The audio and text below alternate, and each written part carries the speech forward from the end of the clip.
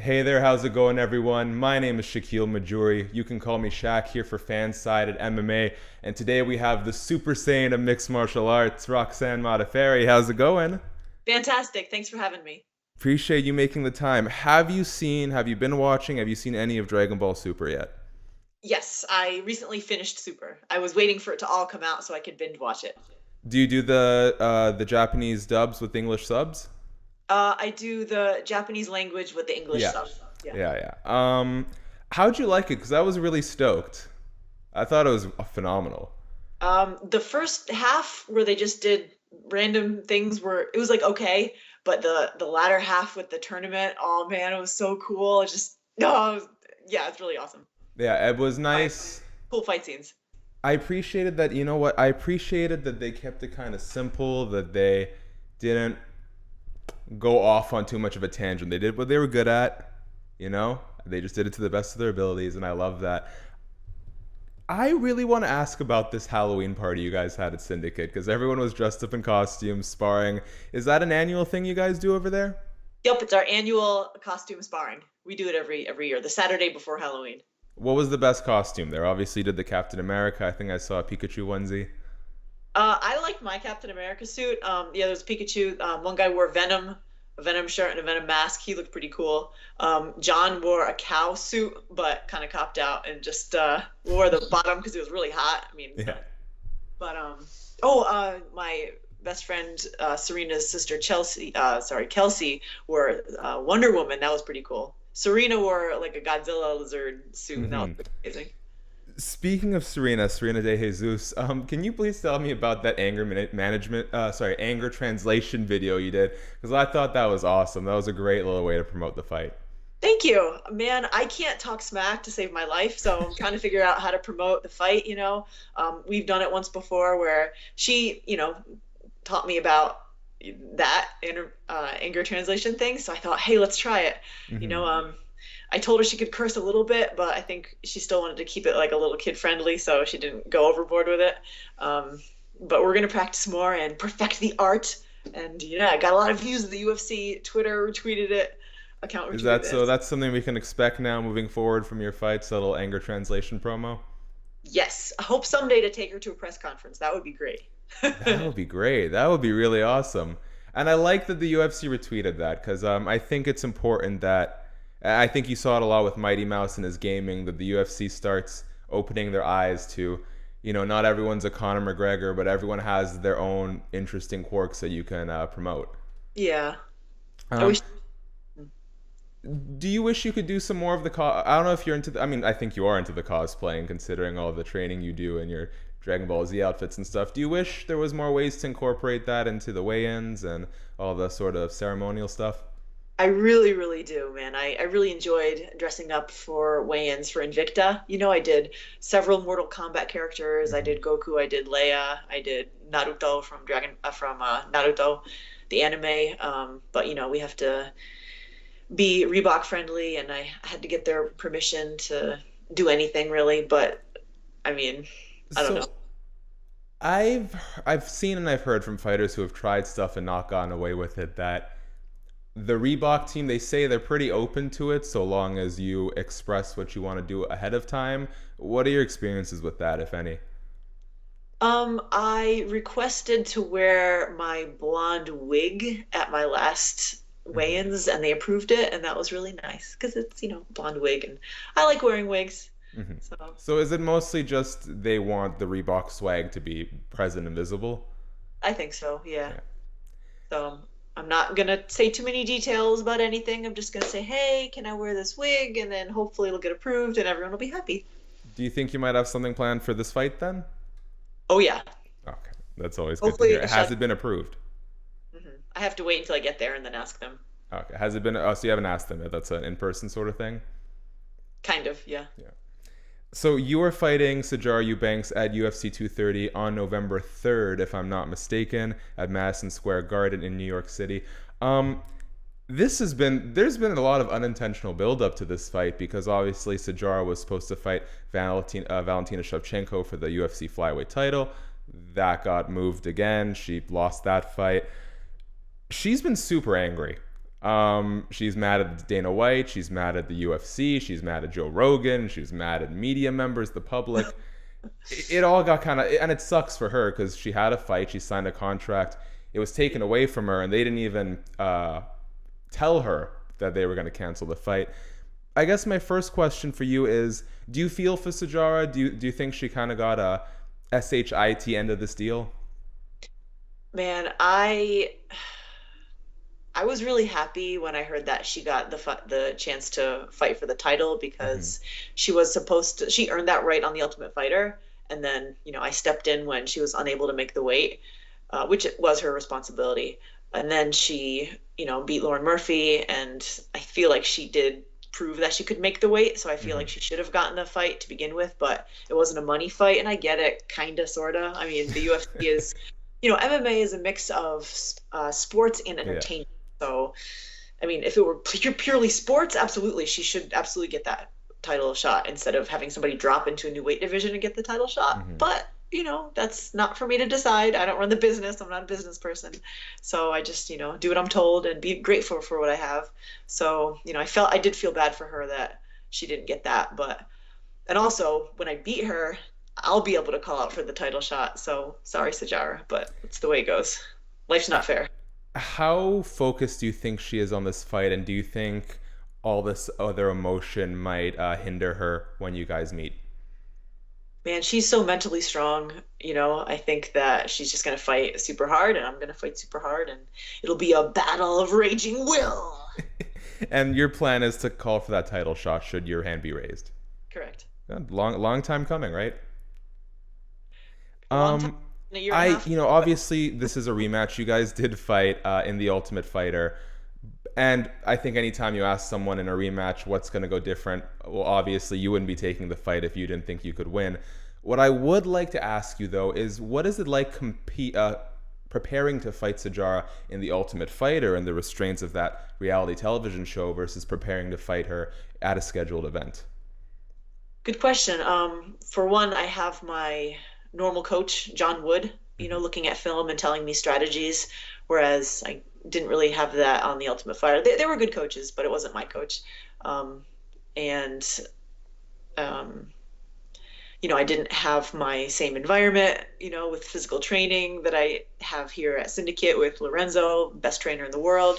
So, I mean, also like I have experience now with me. So, Yeah. I was able to fill some holes in my game and just have my good training, and John Wood and Mike Piles also helping me improve my jiu-jitsu. So I just feel like a better fighter all around, and I'm so ready. What's the primary motivating factor of doing the Ultimate Fighter? Because I've heard some fighters say, well, they pay you really well for those fights. I've heard fighters talk about the chance to train with UFC champions.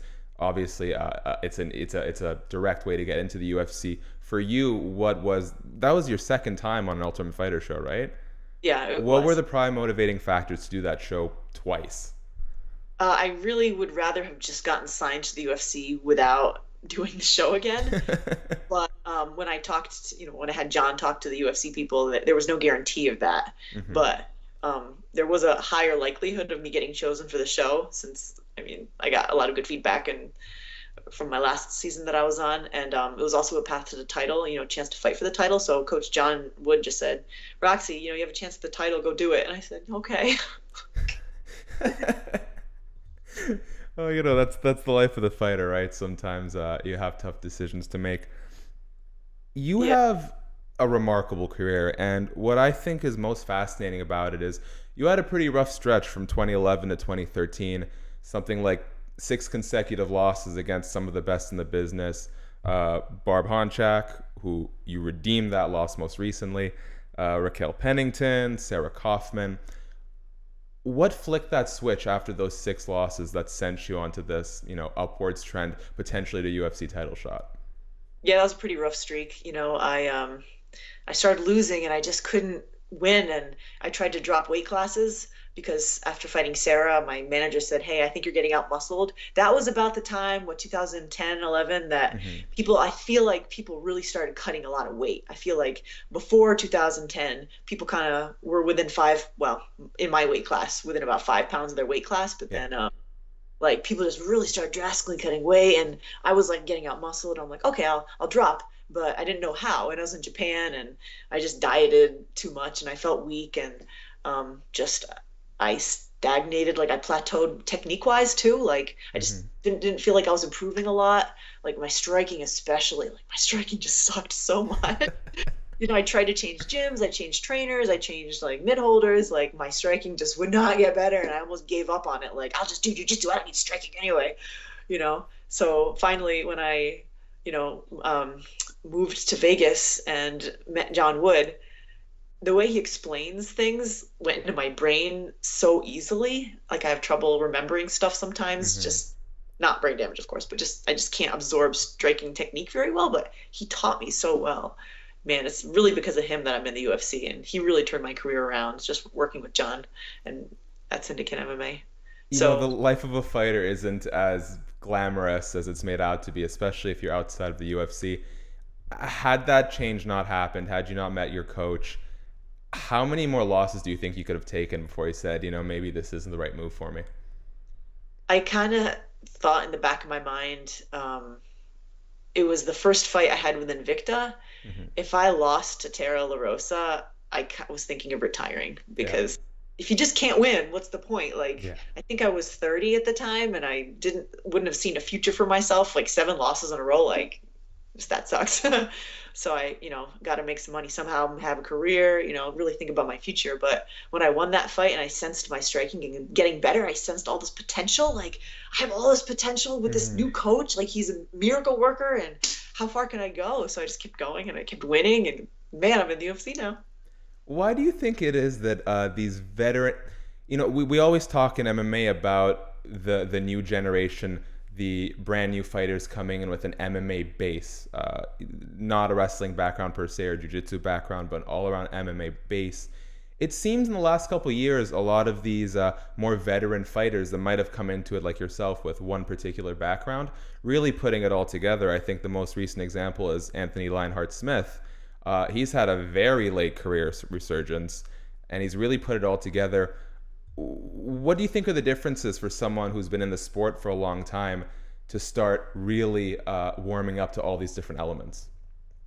That's a great question. I actually noticed that like some of the new and uppercoming fighters who are starting with MMA are really well-rounded and are Hmm. getting a really well-rounded base. Like on one hand, the fights are kind of looking the same, where you don't have, oh, that guy's jujitsu is amazing, or oh, that guy's striking, but not, I guess not necessarily. But I wonder if it just has to do with the person. Like fighters like myself, once I met John, like my rate of improvement skyrocketed. Yeah. But some fighters who are veterans just can't really improve. Like you can't teach an old dog new tricks, sort of thing. So then they become having like it becomes a disadvantage to them. So I think it just depends on like the person's tendencies and styles and how fast they can learn. Maybe I don't know. Um, can you tell everyone why anime is so great? Because I love anime, and I just don't think people get it. I think people just assume it's a cartoon that's not even in English, so why bother?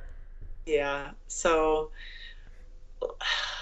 I feel like in America, the animated shows are called cartoons and they're more directed towards kids. Hmm. But in Japan, like they're more serious topics and there are anime for adults and like I don't know, it just they're very inspiring and I feel like certain fighting ones show the fighting spirit and the heart and just like really serious social topics sometimes. Seriously.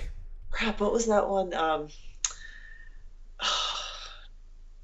Never mind. I forgot it, but like some really so serious topics, and they're just really fascinating and Hmm. interesting.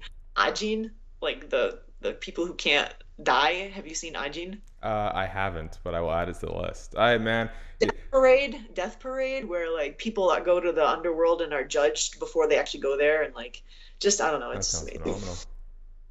Well, I think one of the things I love is stateside cartoons typically are single contained 30-minute episodes, which you get with anime. You basically get seasons, right? You got a whole story progression that goes all the way through, so it's something more to keep up with. There's a big theme to it, which I really love. Do you have any other recommendations for people who have fallen behind? Man, you get older, you don't have time for everything. It sucks. It sucks. High school was terrific. I don't know what happened. Man, animes all I have time for now because I'm just so tired. Like Yeah. my friend Serena's always trying to get me to play video games with her after training. I'm so mentally tired. I just lay down and a relaxing one I've been watching is Mushishi. Hmm. It's kind of like a ghost fairy tale story. It's relaxing. Like I fall asleep to it, but it's interesting. Boruto, Yeah. Naruto. Um, man, what else am I watching? Basilisk. Yeah. Some good ones. My Awesome. Hero Academia. Please watch that one. Yes, Hero Academia is a great one. And also give the Japanese, do it with the subtitles, man. The Japanese stuff's great. I don't think people get it. There are some really bad English translations when you do the audio. There's some good ones, but I'll take it on a case by case basis. I have to ask. Obviously, it's a great headline grabber. Do you have any predictions on how your fight's going to play out at UFC 230? Man, I think she's going to be hard for me to finish, Hmm. but I'm going to try to use my elbows, introduce her to Mr. Elbow and, see if I can finish the fight. And I was very pleasantly surprised with my last fight where I was able to finish Barb, my longtime rival. So, man, if I can do that, I can do this. So I'm going to try to finish the fight with elbows.